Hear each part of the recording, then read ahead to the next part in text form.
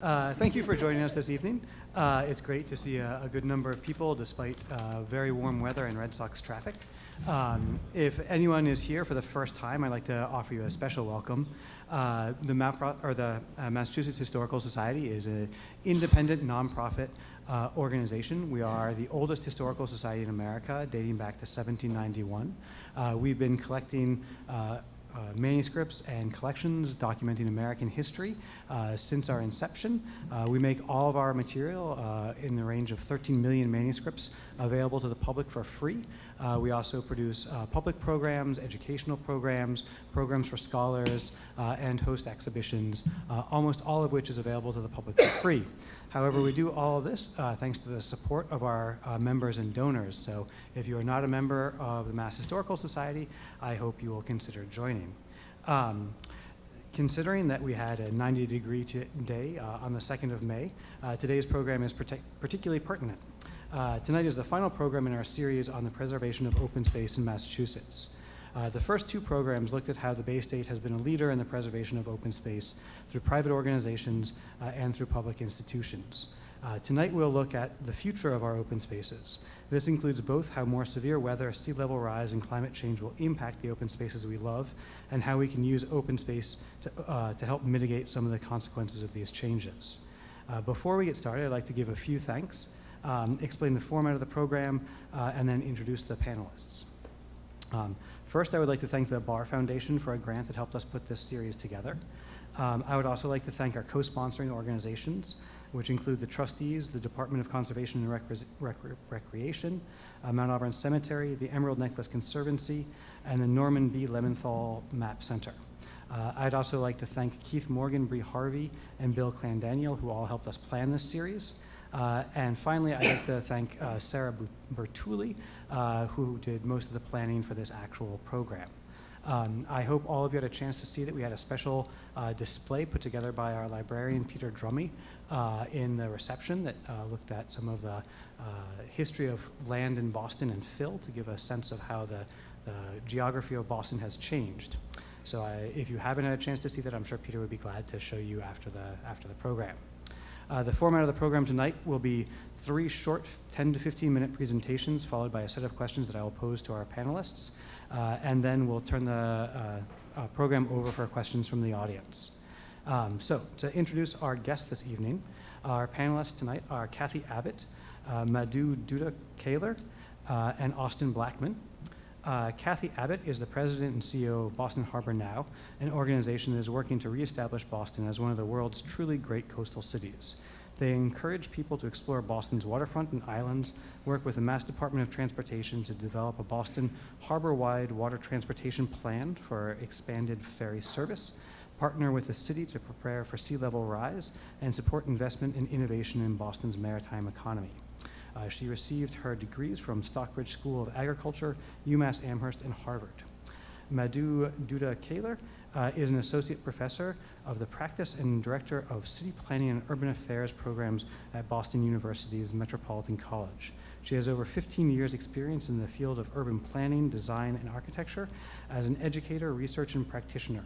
She has worked in various international design competitions and award-winning projects, which have been recognized by the World Habitat Award, Indian Institute of Architects Award, American Institute of Architects, a U.S. Department of Energy, and others. Her current research and teaching focuses on climate change adaptation, particularly in the urban global south, climate communication and outreach, and environmentally sustainability in the built environment. Finally, Austin Blackmon is the Chief of Environment, Energy, and Open Space for the City of Boston. His cabinet is comprised of Inspectional Services Department, the Environment Department, and the Parks and Recreation Department. He oversees policy and programs on energy, climate change, sustainability, building safety, historic preservation, and open space. He is currently leading efforts to implement Boston's Climate Action Plan, which aims to reduce citywide greenhouse gas emissions 25% by 2020 and 80% by 2050. Prior to his appointment with the city, he worked with a clean energy consulting firm focused on helping cities, school districts, and companies implement solar projects and energy efficiency retrofits. He is a graduate of Harvard College and Harvard Business School. So without further ado, I will turn it over to Kathy Blackmon, or I'm sorry, Kathy Abbott, who will Hi, honey. take it from here.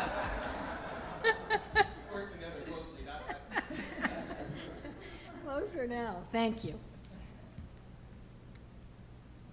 Okay, well, thank you all for having me. I warn you, I'm probably going to be raising a lot more questions than I'm going to be answering tonight. There are many places in Massachusetts and Boston where we could look to about how we're confronting our future challenges, but given my current occupation, despite my having been the commissioner of DCR and worked for the trustees and TPL and a lot of other organizations, I'm going back to my roots. My beginnings as a park ranger on the Boston Harbor Islands, and now as the president and CEO of Boston Harbor. Now this is after my fourth stint there, and really want to take a look at the issues of a little bit about resilience and climate change, although I know that my husband will be covering that in depth. The whole issue of social equity and access, and a little bit of finance at the end. I am no financing expert, mind you, but it's an issue that's been talked about a lot lately. The harbor is a great place to think about where we've been and where we're going in terms of park and open space, and how the world has changed and is changing. A couple of years ago, our partners at the National Park Service did release their urban agenda, and they realized that they really needed to rethink the national park system if they were going to continue to grow their audience, given the fact that at this point 80% of us live in cities, and we know that in another 20 years the country will be a majority people of color. And if you look around this room, you'd begin to get a little worried about where the constituency for our parks are if we don't start to change the way the audience looks. And that, by the way, is with or without Trump's travel ban. So, we know that the temperatures are rising. It's kind of fun not being commissioner, and you can say pretty much whatever you want. We know from this past winter and the results of the storms that we've seen that the temperatures are rising, the sea levels are rising, the storm intensities are increasing, and the weather extremes are happening, both hot and cold. Another factor that I think is a really significant one in terms of our land and open space and its future is the globalization of capitalism and the competition that that's creating among and within countries in terms of creating destination places that people want to live, work, play, visit, and the pressure that it puts on the parks as open space, as green infrastructure, and just as good old-fashioned parks. We've come full circle, I think, in a little over 100 years from the Muddy River. I don't know how many of you are familiar with the Fourth Ward Park in Atlanta, but that's a wonderful example, a recent example where the city of Atlanta was looking at building a giant tank to hold stormwater under a municipal parking lot. And instead of spending $40 million on that, they spent $24 million on a green solution that is both a park and a stormwater project, a very, very successful one.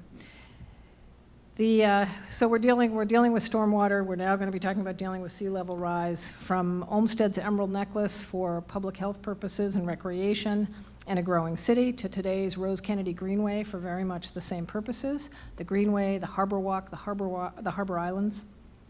Today, parks, I think, are better understood for their economic impacts, contributions, and value. Thank you to the property owners along the Greenway for helping to create the city's first park improvement district. We know that the CDC is still saying that the #1 prescription is walking and walkability. There are organizations around this country that have really taken that on. And according to an organization in Washington called RX for Parks, we know that every dollar we spend to build a trail saves $3 in health costs. Because of our $3+ trillion in health spending, we know that about 86% of that is chronic disease. In addition to using parks and open space infrastructure to attract employers and young workers, and we're also using it today for mobility. There's a wonderful project in Chicago called the 606. It's a raised rail line.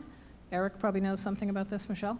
It's a 2.7 mile trail in the middle of Chicago that's a bike lane that in 2016, those 2.7 miles, I think, had 106 million commutes on it. Extremely popular. Here at home, the Amazon Headquarters 2, which is what this is a picture of, that competition, which we are deep in the middle of. How are we doing? I like our chances. Okay, good. In their application, I quote, they were looking for community quality of life, The project requires a significant number of employees. We want to invest in a community where our employees will enjoy living with recreational opportunities, educational opportunities, and an overall high quality of life. In my lifetime working in parks, and it has been a lifetime, I was telling somebody before we started that people always used to ask me if I was related to Gordon Abbott, because I actually majored in park management, believe it or not. And so when I was a young woman starting out, I always lied and said, yes, I'm his daughter. And it helped, trust me. Things have really changed. I mean, parks have gone from being primarily publicly owned, publicly financed, publicly managed, to being very much an effort of major nonprofits. I know you've heard a lot about them in the series so far.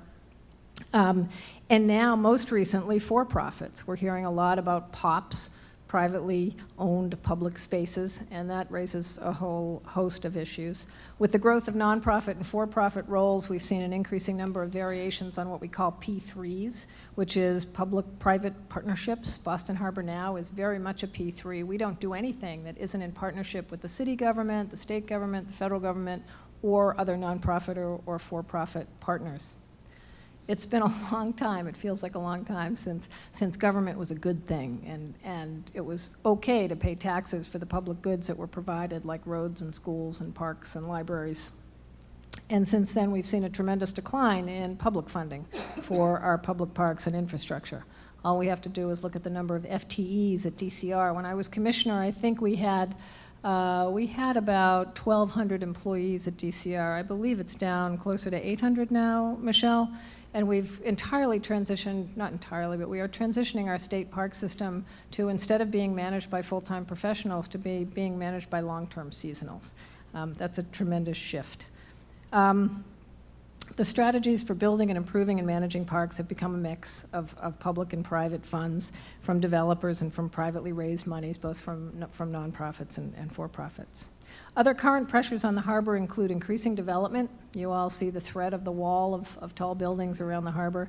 Gentrification. We know that San Francisco just lost its standing as one of the best cities in the country because of gentrification and all that's lost as a result of that. And then finally, the climate change, which I think we will hear more about later. I know we will, won't we, dear? At Boston Harbor now, we believe that the forces that I've described are creating a need and an opportunity to take a hard look at our laws and our regulations and our financing options. We really need to evolve these to address not only providing parks, but making sure that it's done equitably, that there is accessibility for everyone, and that they are resilient, whether they're on the coast or inland. But the effects of climate change are real and happening everywhere. The city under Mayor Walsh, with his administration, with the support from the Barr Foundation, who I know is supporting tonight, and the Rockefeller Foundation, the Green Ribbon Commission, and I'm sure numerous other foundations, have developed a lot of plans. Some of the key plans for the harbor are a couple that we have up here: the Climate Ready Plan, Imagine Boston 2030's Waterfront Plan, and then the Resiliency Plan, which is really one of my favorites, which gets the least amount of play. This last one highlights the importance of social resiliency, which the mayor is very committed to and has talked about running all of his projects through. It reinforces the need to engage all of the citizens and maintain the economic, racial, and social diversity, maintain affordable housing, blue-collar jobs in our city to ensure the high quality of life that I think we're all very used to. It really is important to appreciate the fact, and in Europe, the climate resiliency planning really always includes this social resiliency aspect. It's quite critical. We think that the harbor, the islands, the harbor walk provide unique places in this city that really transcend neighborhood boundaries and attract a much wider range of people down to the water's edge. The city's neighborhood climate resiliency plans are doing a great job of identifying the areas where we are vulnerable and beginning to find ways to protect them. In many of the low-lying areas, we need to make some really significant larger scale changes, not building by building, but looking at raising the level of our coastline by almost 4 feet. And so needing to be able to build up, build out, build down on our waterfront, which is not something that we've done for a very long time, given the regulations that we created in the 70s and 80s in order to preserve and protect wetlands and other things. We want to increase public access, make the waterfront a destination, and create connectivity of public and private amenities, enable mobility on foot, by bike, by boat, protect existing development and historic resources and infrastructure. It's really, in the storms last winter, the new buildings all survived quite nicely. It's really the existing infrastructure and buildings that are at greatest risk. Create habitat and make it welcoming to everyone. We've seen a little of this happening around the harbor. At Clippership Wharf in East Boston, we gave an award last year to a company called Lend Lease for the work that they did using private money as a result of Chapter 91, as a result of regulation that oversee the public benefits for the use of public use of Commonwealth tidelands. They really did a super job of building a development that has lots of public benefits in addition to the buildings that they built. We need to look at our Chapter 91 regulations to provide more consistent and equitable public benefits for all over time in our wetland regulations that I mentioned. And when you look at the maps of Boston, and this is a lovely example from one of is it from one of the neighborhood coastal resiliencies? Yeah, this is South Boston Harbor Walk, and beginning to think about raising it up and filling it in to provide more interesting and more usable shoreline. When you look at the maps, though, in Boston 2030, there are two places I think that really stand out, and one is the harbor, and the other is Franklin Park. They look like a huge pair of lungs for our city, one blue, one green. And as Mitch Silver, the New York City Parks Commissioner, says, we need room for our brains to breathe. Mitch, by the way, is going to be a keynote at our Harbor Symposium on May 30th. It's a day-long symposium we'll be running at the Boston Society of Architects, and would welcome you all to come. The city has 48 square miles of land and 42 square miles of water, much of that the harbor. The inner harbor is equivalent to Central Park. That's that blue rectangle that you see. And then there are another 2,000 acres in Boston Harbor Island, the Island National Park, and around the shore. It's a lot of blue and green open space. We consider Boston Harbor the region's single largest green and blue public open space. And then Franklin Park, with its, just a little bit smaller, but with its connection down Columbia Road to Moakley Park, to Carson Beach, to Castle Island, to the Bayside Expo site, to Columbia Point with UMass and the organizations out there. Both of these, I think, both of these large regional level assets really highlight the need for significant new funding sources to realize these expanded roles and potential of our public and private lands as we think about them, the roles that they play not only locally but regionally. So what can we expect for funding these days? Besides not much. Federal funding is significantly reduced. We're looking these days at getting 20% funding for projects as opposed to 80%. The only place I've seen an exception to that recently was harbor dredging. Austin may know of others. State and local funding is this combination of private funds leveraged through regulation like Article 80 in the city or Chapter 91 in the state to be paired with public budgets. And then supplementing operating as well as capital. The governor just filed an environmental bond bill, which is terrific and will help if it's passed and if it's appropriated, but it does address climate resiliency, deferred maintenance, mostly on DCR lands, and environmental protection. So if you get an opportunity to support that bond bill, it's important. Today's park projects here and around the country, capital and operating, are being funded not with park money. They're being funded with stormwater money. They're being funded with transportation funding. There are environmental impact bonds. There's state infrastructure banks, business improvement districts like the Greenway one that I mentioned, sales tax increases. I was at a panel last week, and there was a gentleman there named Marvin Marcus, who is a managing director at Goldman Sachs, had come up from New York, and he was here raising the idea of creating a resiliency finance corporation to fund resiliency and renovating aging infrastructure, funded by a mandatory assessment of 2 or 3% on all property and casualty insurance policies. That's a very social idea to be coming out of Goldman Sachs and Wall Street.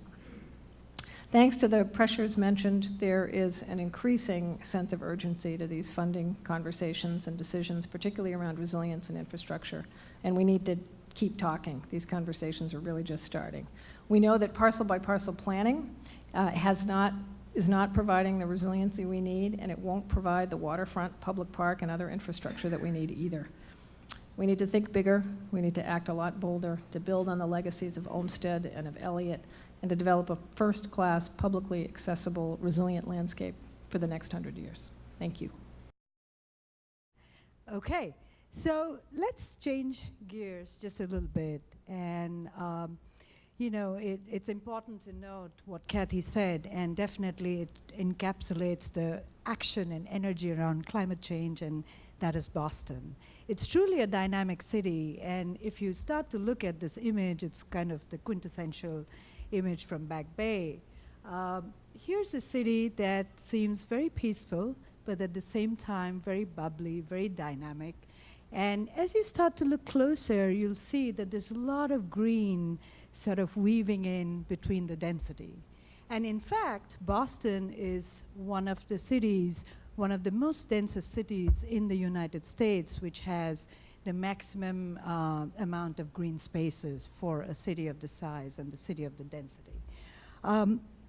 If we look, so before I begin, I just had a quick question, so if you'll indulge me a bit, and with a show of hands, where do you think our primary focus must lie in order to ensure effective climate adaptation?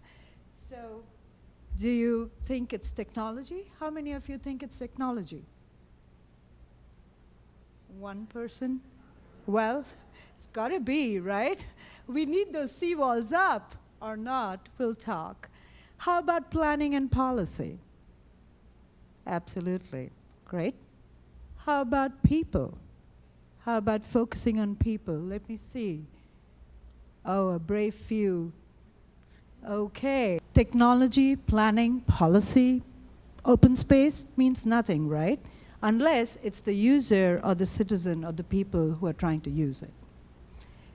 So with that in mind, today I wanted to revisit the idea of the right to the city and look at the right to the city in the era of climate change and urbanization. So I'm going back, and forgive me for my pronunciation, I didn't even take, I don't know, high school French, never any French at all, but I wanted to revisit this book by Henry Lefebvre, and this seminal book, which was written in 1968, was called Les Droits à la Vie. And one of the most important ideas that were proposed in the book by Henry was the definition of the right to the city. And this definition went far, far beyond the individual human rights and the access to resources. In fact, it called for a renewed vision of the urban life. Not urban resources, urban life, all that makes up urban life. And he proposed that it was important that this access to urban life should be gained by the citizens through the rights of participation in transformation of the city, in engaging in civil engagement and so on. So within this context, we can say that climate change and urbanization are arguably some of the strongest factors that are going to impact life as we know it in the next century or so. I don't know how many of us, at least over here, are going to debate that, but certainly it's one of the two of the biggest impactors. Within this context, of course, the access to and need for preservation of urban public spaces becomes the primary consideration. If you see, and this is just a small statistics of the several thousands that we have gotten from our data, with just a rise of 10% increase in green spaces in our cities, we could help to keep the temperature steady. Imagine that. We're thinking of a 2 degrees Celsius rise in the next 50 years or so. So just by increasing 10% of green space in the city, we can keep our temperatures at present levels till the 2050s. So that's a big deal. But what does that mean? It's not just about the green space, it's not just about beauty, about aesthetics, about having the Boston Commons accessible to the folks at Back Bay. No. It's about watershed management, it's about public health, it's about air pollution, and it's about food and systems and precipitation and drought. So green spaces is not just about access to green or purification of air anymore. By keeping these green spaces going, we really have the opportunity to really impact the challenges of climate adaptation, and particularly those to do with heat index and the heat island effects that are prevalent in cities such as Boston, where there's a lot of density. So let's go back again and take a look one more time at our beautiful city. The beautiful city which has so much green, which is so dynamic, so full of action, and so earnest in making a change. Let's look closer into the city. Let's look at a few maps. What does the data show us? If you start to see, and I can't really see this closely, but this is some of the research that I did with my students just recently, you can see very clearly that the heat vulnerability index score, composite score, which is noted in the darker colors, are there in the insides of the city, in areas like Dorchester, Mattapan, and so on, right? So that this is the color for the deep, and then if you see, that's where the distribution of the heat vulnerability lies, and those are the highest scores. Oopsie. If you look at a couple of charts, and this is particularly if we look at the neighborhood of Roxbury in comparison to the neighborhood of Dorchester, Mattapan, and then the city of Boston, we see another astonishing set of data that tells us one thing, that the city of Boston, the average of open space ratio, acres per 1,000 residents, is 7.59, which is pretty darn high. But at the same time, right here, about 5 miles from the city center, we have Roxbury, where it's only 3.7. That is much, much, much lower than most of the national averages that we have. Let's look again. Who's being affected? So the neighborhood of Roxbury is growing and growing. So you can see that there's been a 16.8% increase, which means that there are more people coming, more houses, more density. But at the same time, the median household income in the last 12 months in 2010, which was where the last census was, is only 27,480, which is almost half of the average of Boston. So this paints a pretty grim picture. It tells us that not all statistics are the same, not all green spaces, and no matter how large, are going to affect us equally. Let's look at the data another way, and this is another spatial analysis that I did with some students of mine. And what you're going to see over here is a set of is the city of Boston, and then we have put pins on where different entities of the city have done some efforts or some projects to actually create some climate awareness and or action. So let me see if I can get this video to work. I have to go back there.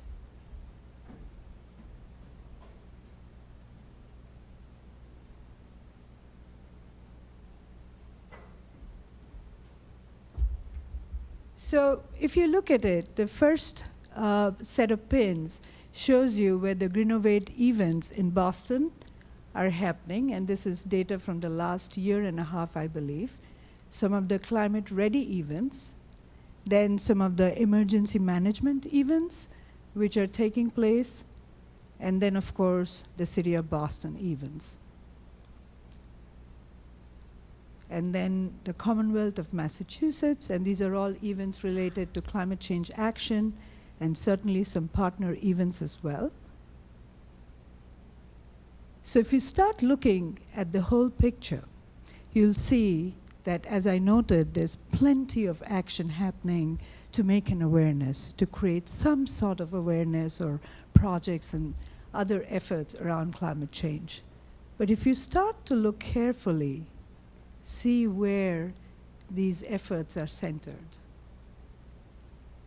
That's exactly where we saw the maps where the heat vulnerability index is so high. That doesn't mean that things are not going to change. It just means that we need to be aware that not all green spaces are the same, and that distribution of green spaces is vital to the preservation of our city.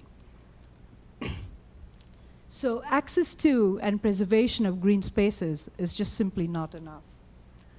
The right to the city, as we revisit it, should ensure equitable distribution of open spaces for robust climate adaptation in our cities. So I leave you with this image of a lady in one of the Dorchester community gardens. And I wanted to sort of press the point here that after all, we are as strong as our weakest link. And just to put things in perspective here, and it's not just being esoteric, but about 2 billion people all over the world are now at low to below poverty income levels. And of those 2 million people, 1.8 million or so, and I suspect the number keeps rising every day, are at risk for some sort of climate effect or the other. Of those, almost 1 million people are slated to become climate refugees, not counting the ones who already are, which means that the world as they know it, their cities as they know it, their islands as they know it, their neighborhoods as they know it, will no longer cease to exist as they know it. So they are going to come knocking at doors where we will need to be open and really in the end, oops, I lost my punchline, of course. I wanted to press that this land is our land. So next time, thank you.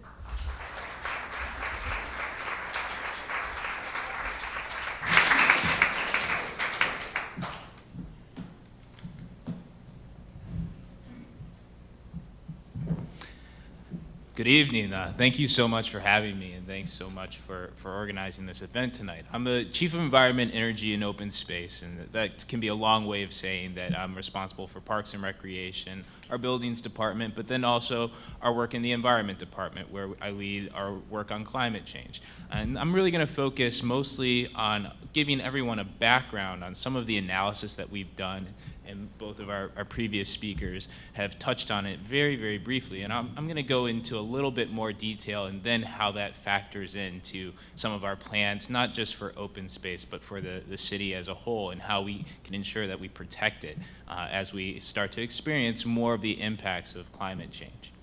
So for those of us who are from Boston, we'll recognize these maps of the city.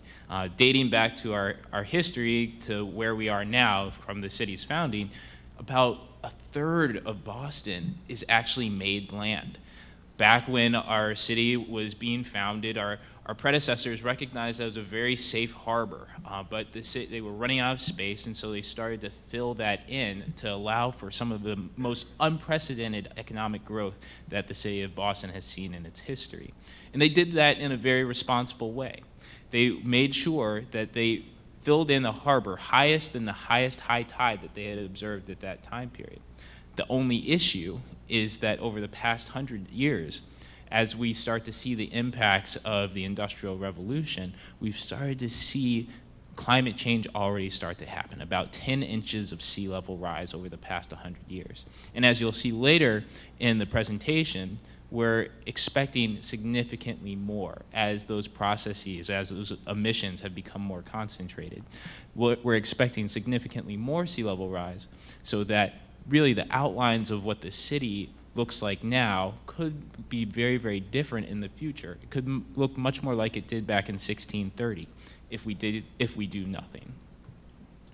So Kathy had mentioned Climate Ready Boston. This is an analysis that we've done in terms of understanding what sea level rise will look like in the city of Boston, as well as urban heat island impacts, and what that means not only for our economy, but also for health outcomes in the city of Boston.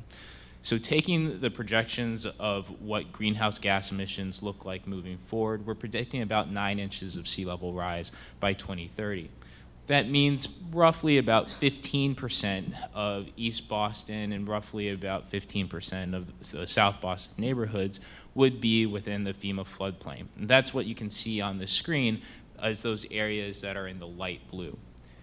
If you move towards the mid-century, we're expecting about 21 inches of sea level rise. Now you basically double the size of those FEMA floodplains in East Boston and South Boston. You start to see a little bit of impact in Charlestown and the downtown areas as well.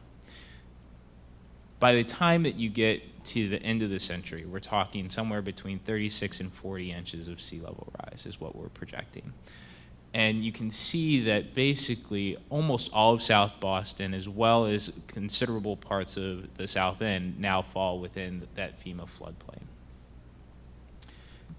Now, as Bostonians, I always put up Kevin Garnett to put some of these projections in perspective. By the end of the century, these are really kind of those guidelines in terms of what the worst case and best case scenarios are. And so I mentioned we're expecting about 3.5 feet worth of sea level rise. But if you look at each of those time periods, the reason why they are so wide, particularly in the farther years out, is because we're not sure what the greenhouse gas emissions profile will look like over the next 10, 20, 30, 40 years. So if we take substantial steps to curb emissions, by the end of the century, maybe we'll only have to deal with roughly 2 feet of sea level rise. However, if we don't do anything and we stay on the path that we're going down right now, we're projecting as much sea level rise as Kevin Garnett is tall and then some. Kathy mentioned as well some of the impacts that we would have around health, as did Madhu, particularly around more hot days. I don't know about many of you. I really enjoy taking vacations down on Cape Cod or up in Maine. I have had the opportunity of being in a small town called Vrettenberg, Alabama in August. It's where my grandfather grew up. It's a town of about 100 people, somewhere halfway between Birmingham, Alabama and Mobile. And the reason why I bring that up is because if we stay on the path that we're going right now, our climate here in Boston will have 90 days over 90 degrees Fahrenheit. And that is very similar to what the climate is in Birmingham, Alabama. So just take that in for a moment. What does that actually mean from a public health perspective, let alone just a general comfortability, how much AC we would need, what impacts that would have on our electric grid or otherwise? It means that we would actually have many of our residents who suffer from diabetes, lung disease, heart disease, all of these illnesses that are exacerbated by heat would be at substantially more risk of suffering complications or even fatalities as a result of this persistent heat. And I think all of us in this room know at least one person who's afflicted by one of those conditions. Of course, extreme precipitation is another major challenge. So not just sea level rise and what happens along the coast, but what happens to our sewer systems and our stormwater systems as we're expecting more of these concentrated bursts of severe weather. It means that we have to make those investments in our open space, and we have to make investments in our transportation systems to allow for smarter uses of that storm water so that we can channel it, so that we can store it, and so that it doesn't overtake the existing infrastructure that we have right now. So what's at stake? If you run all the analysis and you look at those FEMA floodplains and you look at the buildings that are within them and the people that live there, what we tried to do is make sure that we translated all of those figures into dollars and cents. So by the end of the century, it means roughly 12,000 buildings in the city of Boston that will be in the FEMA floodplain. That means roughly $85 billion worth of assets. If you take the risk weighting of those different storms and how much damage that they do. So if you look at the 10% storm and how much damage it does, and the 1% storm and the 0.1% storm, that comes out to roughly $1.4 billion of annualized losses that we could expect by the end of the century. And those are in today's dollars. And to put that in perspective, the city of Boston's budget that we've just recommended to city council, $3.3 billion. That's police, fire, EMS, schools, everything. So it's an astounding challenge that we're facing. So, given that level of obstacles, what is the city doing to become more climate ready? I'm not going to touch all of these, but I'll go into depth on a handful of them. First and foremost, that wide range that we saw, that 2.5 to 7.5 feet of sea level rise, important that we understand every 5 to 10 years where we're tracking. Are we tracking more towards 7.5 or are we tracking more towards 2.5? So we need to update that climate projection consensus so that we know what we need to plan for, because the level of investment for those scenarios is incredibly different. Our protected shores, I'll go into a little bit more detail along those lines, but that's the idea of using open space as a buffer to raise up our shoreline to protect our cities and getting a benefit of additional open space. Kathy had mentioned the plan, Imagine Boston 2030, that we'd done. This is the first citywide master plan that Boston had done in over 50 years. And one of the key things that we learned from that is not only do we need more housing in the city of Boston, not only do we need to have more transportation, but we need more open space. Just based on the growth that we're expecting, if we want to keep our ratios intact, we would need hundreds, literally 400 acres worth of additional open space just to keep on pace by 2030. And to put that in perspective, our largest park in the city of Boston, Franklin Park, is roughly that size. So a huge challenge around open space. Of course, we have to take steps to make our infrastructure more resilient. I'll go into adapted buildings in a second here. But then through forums like this, we want to make sure that we are informing our residents of all of these challenges, that we're letting them know the steps that they can take, the advocacy that they can take. And Kathy has already mentioned some of the environmental bond bills that you can support and the ways that you can engage with your elected officials to help us with some of this work. So we're also studying literally neighborhood by neighborhood what we can do in order to protect our city. And this is going into that coastal resilience strategy. So we started with 2 areas of the city that were vulnerable in the near term, but then were relatively easy to solve. And I do say relatively. When you look at East Boston, you've only got, and also Charlestown, you've only got a handful of flood entry pathways along the coast, and they're also relatively narrow. So take, for instance, the East Boston Greenway. If we put up a temporary flood barrier in the East Boston Greenway it's basically like a wall that you can kind of build and take down as you're anticipating severe weather, we can protect up to 90% of the neighborhoods behind that wall and do so for under $200,000. A hugely beneficial investment for the city of Boston. Based on the work that we did here, we've already put that into design and construction. Similarly, in Charlestown, by the Schrafts building, another narrow flood entry pathway, we're going to actually raise one of the streets near Sullivan Square by 2 feet, and that'll protect a large swath of those neighborhoods through 2030 as well. Of course, if you look at South Boston, you can see that that's a huge challenge for the city of Boston. That's what we're studying right now. That means everything from Fort Point all the way down through the Moakley Park and Carson Beach, huge challenges that then have impacts further inland for the south end. But to give you a sense of what we did in these neighborhood resiliency strategies, we would create a map like this, so understand where some of those flood entry pathways are and the vulnerabilities that they would cause over time, so that we could understand what steps do we need to take today, and then what steps do we need to take maybe 10 years from now, maybe 20 years from now, maybe 30 years from now. And in addition to coming up with some of those near-term solutions like the temporary flood wall on the East Boston Greenway, we came up with a long-term vision. One that is really actually much more reliant on open space than it is on physical barriers. Now, of course, if you look at this plan, the city of Boston does not own each and every piece of land along the coast. We have partners that have some of that land, like Massport and Pierce Park. We have some of it ourselves. The East Boston Greenway is certainly an area where we can take some action. But a lot of this land is actually privately held as well. And so what we have to understand and what we have to do is create solutions that bring the private sector into this series of solutions as well.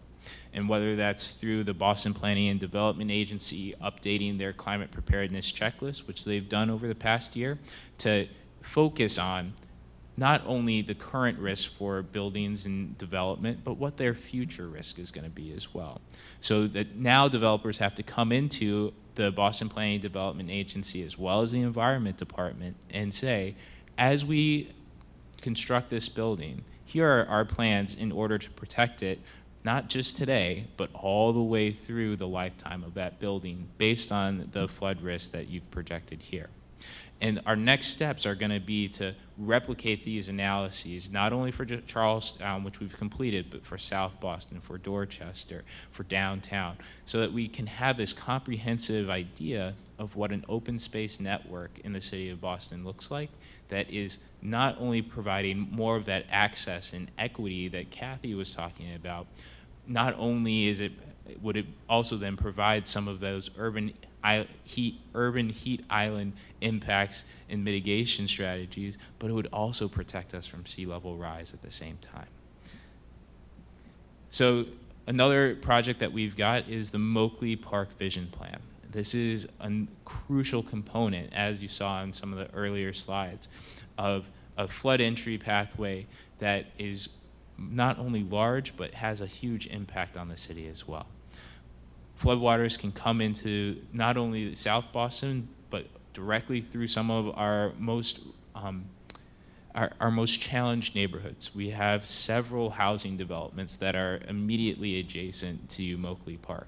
So the equity conversation that comes into play with protecting those neighborhoods is directly integral into this. And that's another thing that we learned through Imagine Boston as well as through our resilience plan.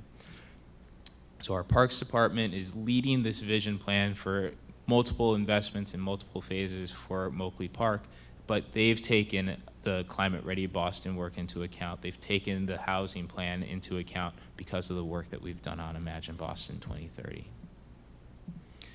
And lastly, again, on this coastal protection system, UMass Boston is doing a study on, is it really feasible to do a harbor-wide barrier? And you can see here, there are a couple different options of what that could look like.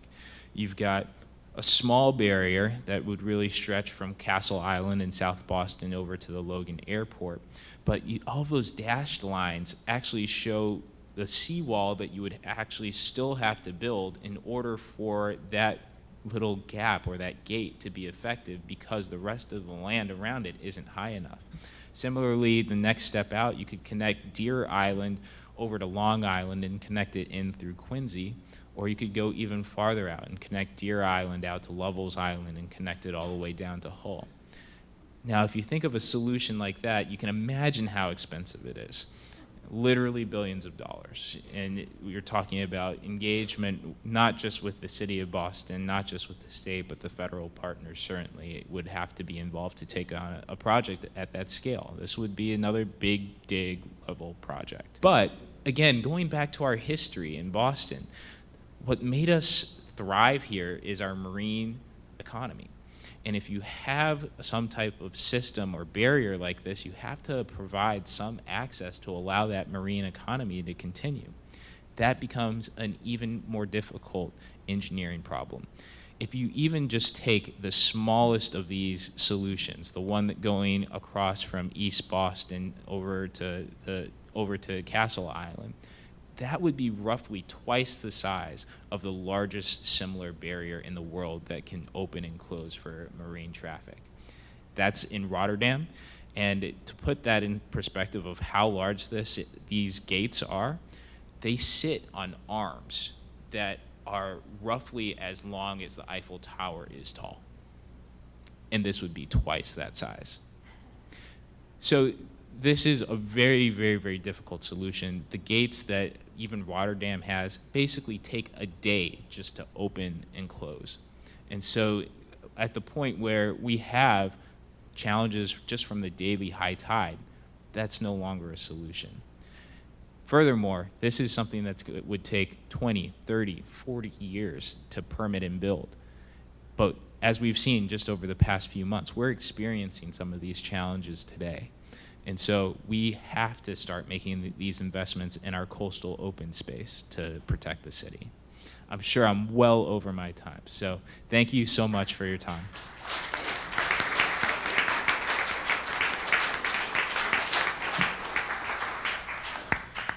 Well, I'm aware of everyone's time, so I just thought maybe I would ask one or two questions of our panelists to discuss amongst themselves, and then we can turn it over to the audience for questions.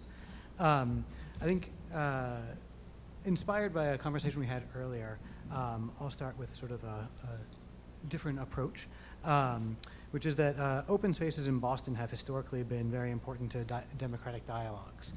If you think about the site of the Liberty Tree or speeches on the Boston Common. But as we think about these open spaces, we think about them being increasingly concentrated in wealthier areas, not necessarily equitably distributed. And we also are talking about partnerships with private institutions, and those private institutions making parks available, but not fully in a public way. I know that certainly with linkage deals with corporations that are doing developments, they often create parks or open space, but they aren't necessarily turning that space over fully to the public. So how do you think that open space that's partially private impacts the accessibility of the populace to that space? I'll turn that over to anyone who'd like to approach that. I'll jump in. I'll start. For instance, let's take the ICA, one of our favorite civic sites on the Harbor Walk. The ICA regularly closes down its section of the Harbor Walk in order to do exclusive fundraising events to raise money. Very understandable, but not consistent with the intent of those public licenses and that public park purpose. So there's in the private sector, the hotels are doing it too. If somebody's willing to pay enough money for a wedding at the Intercontinental or even at our New England Aquarium, you can find sections of our Harbor Walk closed. So it is a very real issue.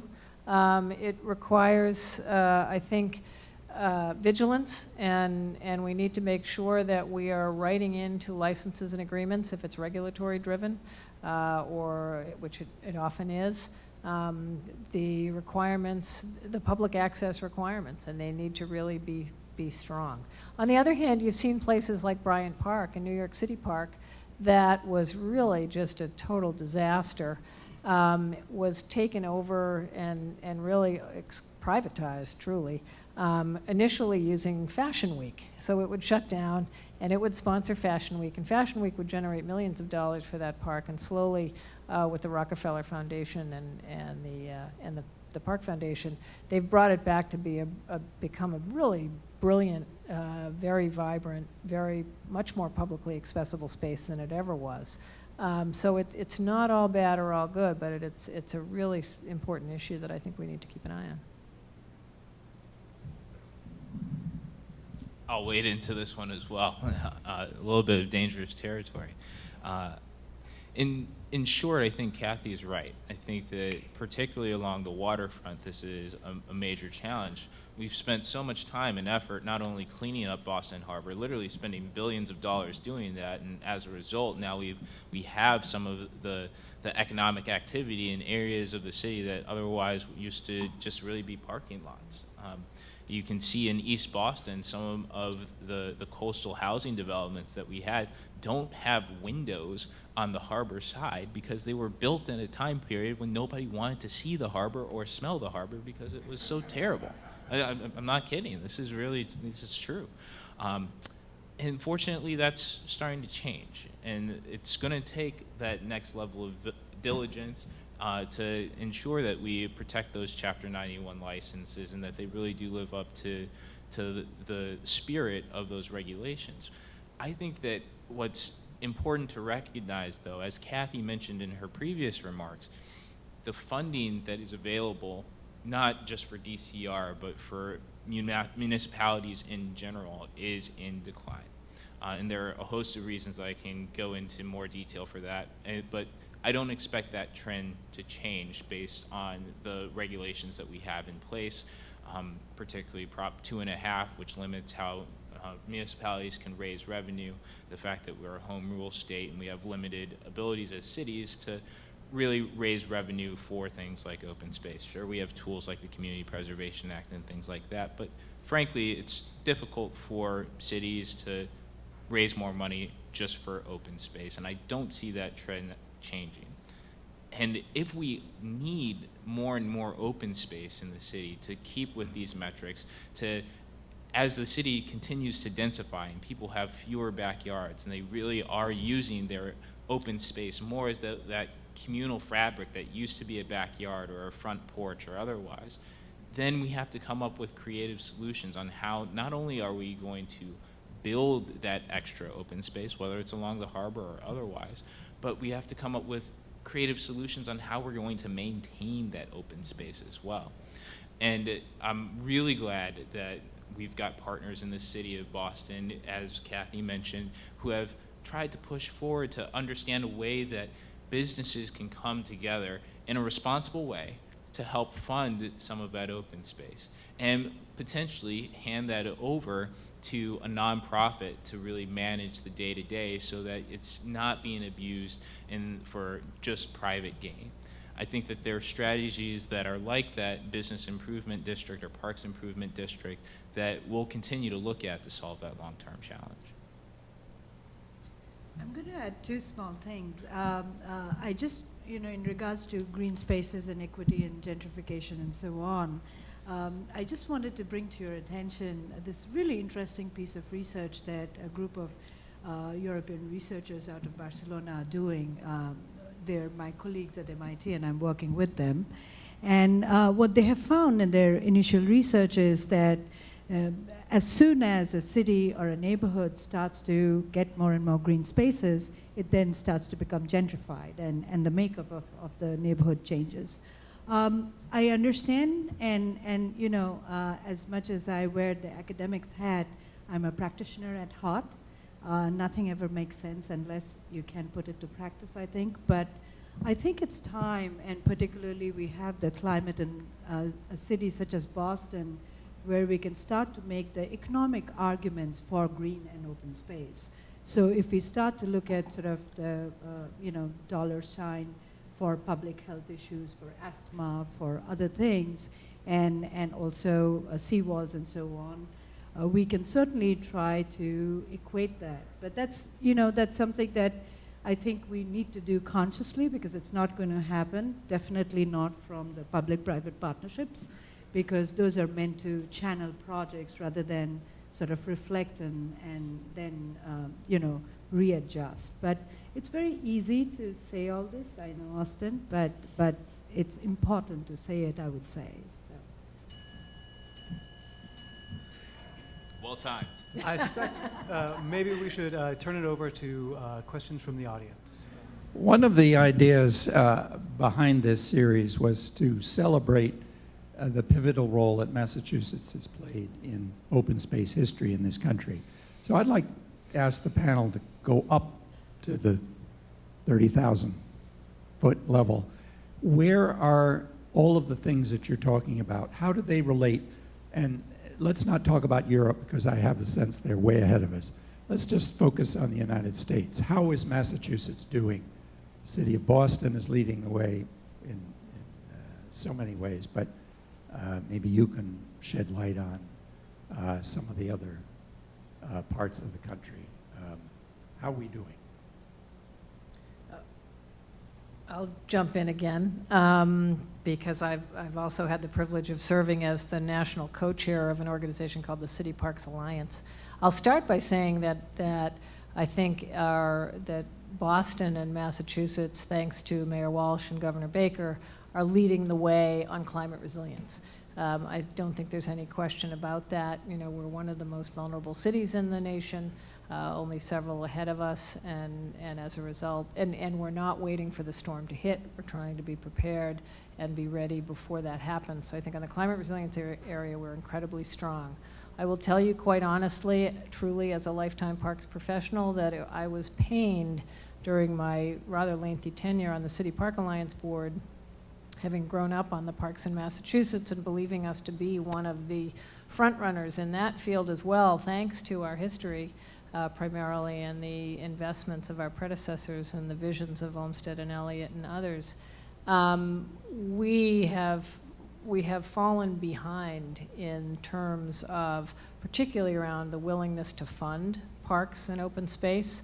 I was always amazed when I would go to smaller cities in the Midwest and elsewhere, and there they would be talking about Oklahoma City was building a $90 million park in downtown Oklahoma, and that was, everybody was totally cool with that.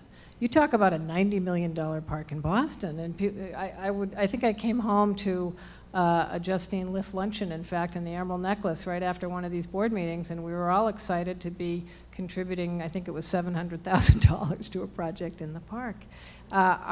Some of it has to do with a larger issue around philanthropy. We have the second highest per capita income in the country, and we rank 49th in philanthropic giving. Now, there's a lot of reasons you can go into for that, but it is a painful truth. And so somewhere between that significant issue and then just I don't know what the answer is, but we are honestly at the back of the pack. I think that, as I mentioned, the trend is certainly not going in the right direction. I think some of that is structural for the reasons that I mentioned. If you look at some of the cities that we like to compare ourselves to, they've got very different tools in terms of how they're able to raise revenues for their parks. Their mayor on his or her own can go out and do a bonding and have that authority to go out and fund it just specifically for parks. That's not a tool that we necessarily have as the city of Boston. Or you'll see some cities like Minneapolis, for instance, who has this expansive, beautiful, wonderful open space system. They even have a outdoor saltwater pool for reasons that I'm not sure that I really understand. But they run their park system and fund their park system the way that many other U.S. cities run their school districts. They've got a separate board with a separate funding capability and bonding capacity to be able to do that. And so if you're talking about a $90 million investment in a park, they can put that question directly to their voters, basically. That's not something that we have the capability of doing. Like Kathy said, based on our policies and based on the regulations, all of the capital budget for the city of Boston is somewhere between $220 and $260 million each year.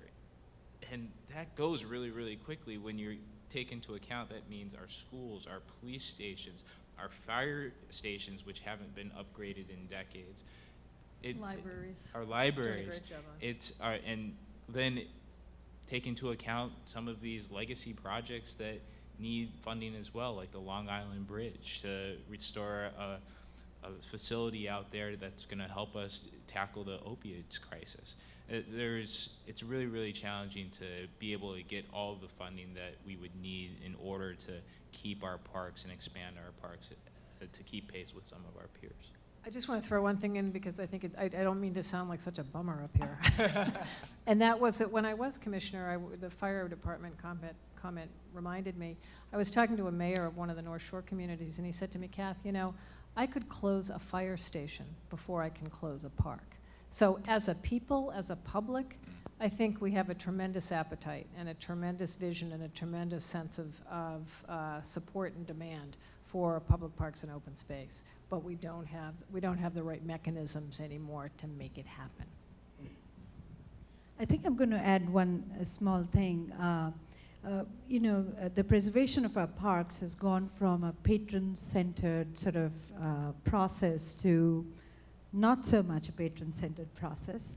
And frankly, most of the things that take weight in a city, such as, for example, in the city of Boston, almost in the last 5 years, the landscape of biking infrastructure has changed drastically.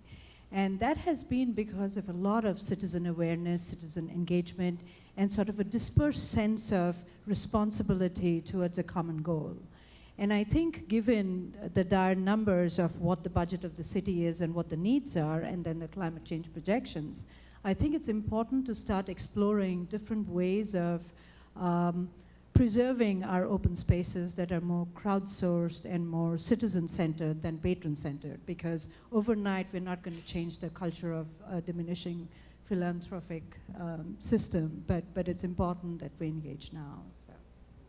I'm interested in like just an example and what you guys think of it. If we looked at the Seaport District as a formerly blank canvas, right? In terms of the principles that you are espousing, the panel are great. But in terms of how each of you view the execution and application of these principles to the blank canvas that was, of the Seaport District and what we have now, to the extent that you think it wasn't done properly, how could we have done better? What lessons did we learn? Lots of lessons.